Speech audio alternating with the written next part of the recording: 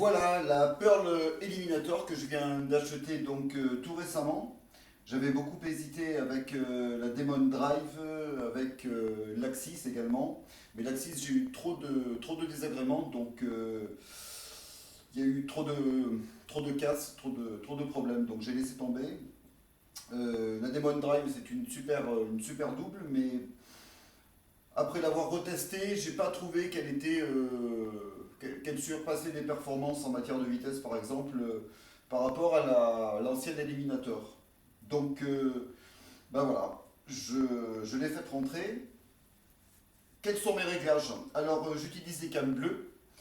Il me semble d'ailleurs que les cams bleues, ce sont celles que préconise Derek Roddy, parce qu'apparemment, ben, ça donne davantage de vitesse, d'impulsion, d'accélération.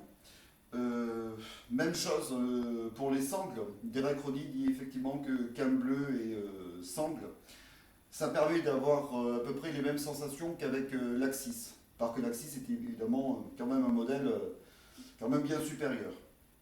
Bon, sinon voilà, double éliminateur, cam bleu, euh, les courroies, donc. Qu'est-ce que je pourrais dire de plus? J'ai réglé le power shifter au ras de la semelle, tout en bas, de façon à avoir une réponse quand même assez douce.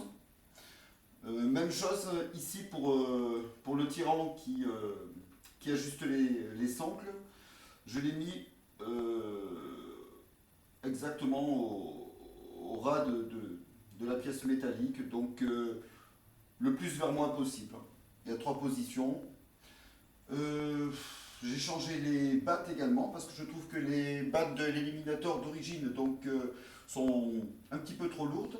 Alors je les ai remplacées par celles de la Yamaha Direct Drive que j'avais il y a quelques temps, qui est une bonne double également, mais que je trouve un petit peu molle.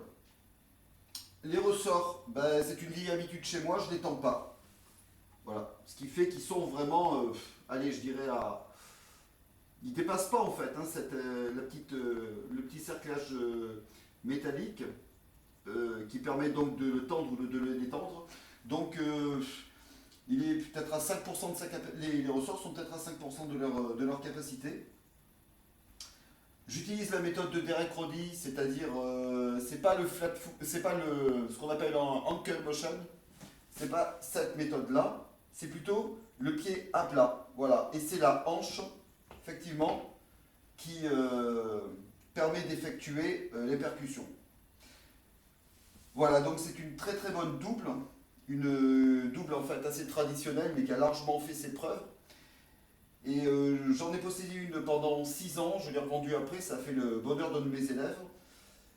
Et en fin de compte, ben, je reviens vers elle parce que ce qui est présenté sur le marché, c'est soit vraiment trop cher, en rapport également des prestations des équipements, soit je trouve pas que ce soit vraiment si loin que ça en matière de vitesse par rapport à la double éliminator.